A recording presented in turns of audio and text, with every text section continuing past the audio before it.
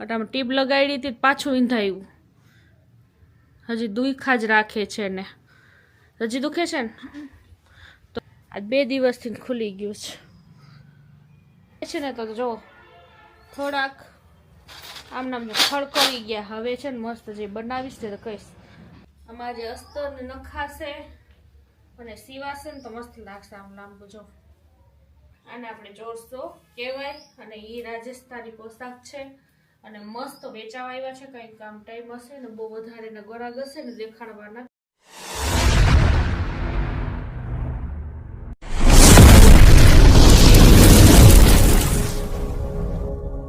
હાય મિત્રો, કેમ છો તમે?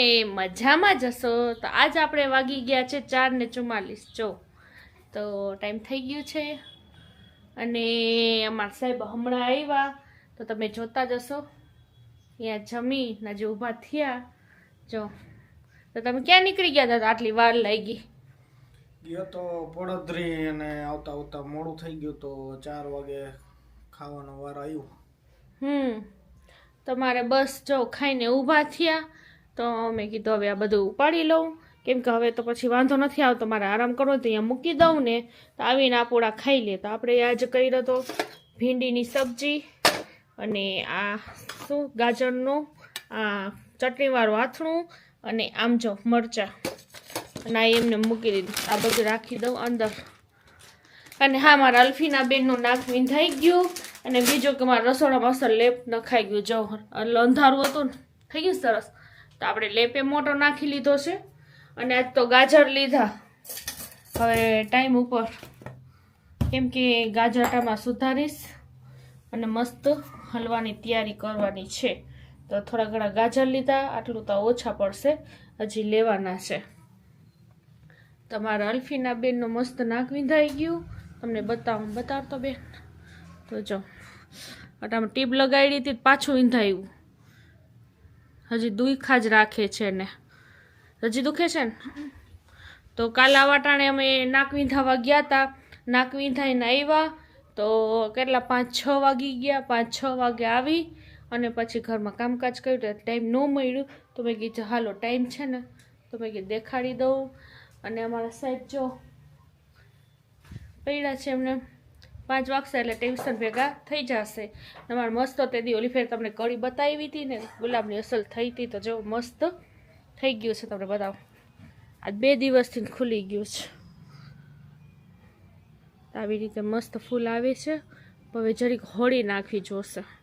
પછી મને મારી બેનનો ફોન આવ્યો અસ્તાનાનો, કીધું કે આ તારા આવું થયું છે ને તો રાખ નાખી દેજે તો સરસ છે કે આ જીવાતું છે ને મરી જશે એ કે. તો હવે છે ને રાખ નાખીશ. હવે એ મને કીધું તો હું લઈ આવીશ. હજી મારી બેન કેદી અસ્તાના પોગાડે. તો આમ જો કેવા સરસ ફૂલ થયા છે અને મસ્ત અટાણમાં ટાઈમ થઈ ગયું છે. પવન ઠંડો કેવો નીકળી પડ્યો છે અને અમારા બિચારા ઈંડા ને કૂકડા ને પડ્યા જો અહીંયા યાટામાં અહીંયા છે જોવે છે ને બહાર નીકળવું છો. તો અટાણમાં બસ ટાઈમ થઈ ગયો છે આપણે. અને હજીમાં થોડાક સુકાતા જાય છે ને તો જો થોડાક આમ નામ ખડખડી ગયા. હવે છે ને મસ્ત જે બનાવીશ ને તો કહીશ. અને બીજું તો છે ને આપણે લીલું છે ને એમને સંતરાનું મિક્સ કરી અને સાબુ બનાવી નાખવાનું હોય. એ મેં કર્યું હતું ટ્રાય, તો એમાંય સારું આમ રિઝલ્ટ મળે છે. અને બસ અમારા અલ્ફીના બેને જો ઓલી ફેર માળવાળા લીધા બતાડતો બેન. એક માળવાળા લીધું, બહુ મસ્ત છે. અહીંયા બતાવતો દેખાડ. તો જો મસ્ત ગુલાબી કલરનું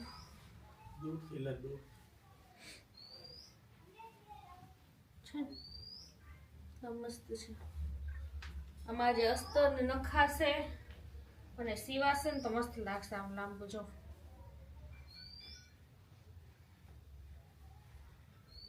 આપણે આ લીધા અલ્ફીના માટે અને મારી અલ્ફીસાએ લીધું એ લીલો ને લાલ લીધું છે.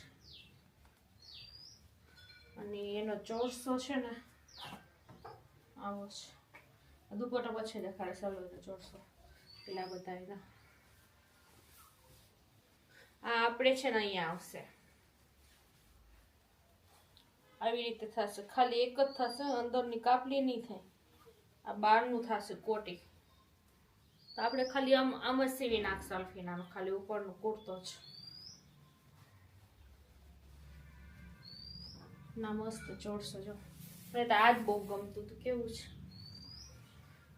આને આપણે જોડશો કહેવાય. અને એ રાજસ્થાની પોશાક છે અને મસ્ત વેચાવા આવ્યા છે. કંઈક કામ ટાઈમ હશે ને બહુ વધારે ને ગરાગ હશે ને દેખાડવાના, તો એ આપણે ઝાંસી અને મસ્ત મસ્ત આટામાં ખાલી આપણા લીધે ને હેરાન તો ન કરાવાય કે ભાઈ દેખાડો અમને. એમ તો કાઢીને દેખાડે પણ એમ મજા ન આવે. એના ગરાગ આવે ને પછી કાઢીને દેખાડે ને તો એને મજા આવે ને આપણે મજા આવે. તો એ બધે શૂટ કરી લઈશ.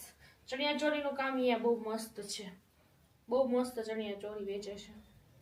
એ ગામડે ગામડે ફેરી વાળા છે, ગામડે ગામડે જઈ અને હોન્ડામાંથી આ બધી વેચે. વધારે ગામડામાં અહીંયા લીએ.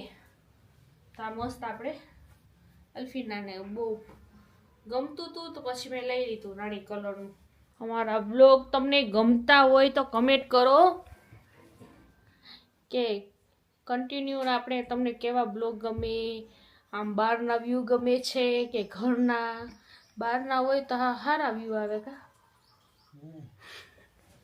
એ તો હોય એવું કેવાનું ભાઈ. ઘરના હોય તો પણ એવું ન હોય કે જો ઘરમાં કંઈક અલગ હોય, ઇન્ટરેસ્ટિંગ હોય તો જ હું મૂકું. બાકી તમને આમ બોરિંગ લાગે એ તો એ મૂકું નહીં, ખાલી કેમ કે વાતો કરીને જવા દેવાનું.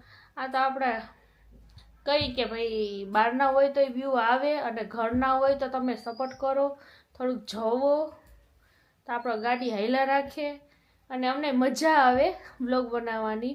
ઘરમાં કંઈક અલગ અલગ હોય તો એ કાંઈ કરીને. બીજું કે એકલી હોય તો બહુ ન કરું, કેમ કે છોકરાઓની નિશાળ થઈ ગઈ ચાલુ હોય, ટ્યુશન ચાલુ હોય, તમે જો રવું ફઈ જશે અને પછી આ કંઈક ન હોય. આજે અટમ 4 વાગે આવ્યા, હવે 4 વાગે આવીને જમ્યું એટલે વિચાર કરો, એટલે કોઈ આખો દી એકલો ટાઈમ જાય ને પછી સાંજ સુધી તો 2 વાગે લાઇટ. આજે આવી હતી 2:30-3 વાગે લાઇટ, તો લાઇટ આવી પછી મારા સંચારનું કામ કરતાં કરતાં મને ચડી ગઈ નીંદર. તો મેં કીધું હવે પછી હવે કરીશ બધું સાંજે. પછી કંઈ કામ સાંજે ટાઈમ મળે તેમ થાય બધું ભેગું કરીને આખા દીનું તમને બતાવી દઉં એમ ટાઈમ તેમ થાય તમને બધું દેખાડું એમ. બાકી બધે જાય કરી એ તો તમને બતાવી જ છે. અને હમણાં દરગાહ ગમ્યા જવાનું થશે જ, કેમ કે કેટલા ટાઈમથી આપણે કોઈ દરગાહ નથી ગયા. એટલે આજુમાં દરગાહ હોય ને તો અમારે મેં કેટલા દીથી હું આમ તો જાય જ છીએ, પણ કોઈ દી વ્લોગમાં લીધું નથી. તો આજ ફેર મેં કીધું જાય ને આ જામનગર આવતા જતા આપણે એ દરગાહે જતા જ હોય, પણ કોઈ દી વ્લોગમાં લીધું નથી. તો આજ ફેર મેં કીધું જાસી સ્પેશિયલ ઇન્શાલ્લાહ તો આપણે અહીંયા જરૂર વ્લોગ ઉતારશી. એટલે બસ આમ તમે સપોર્ટ કરતા રહેજો ને તમે જોયા રાખજો. અને બસ લાઈક શેર અને સબસ્ક્રાઈબ કરતા રહેજો ને હાઈપ કરતા ભૂલતા નહીં. તો બાય બાય.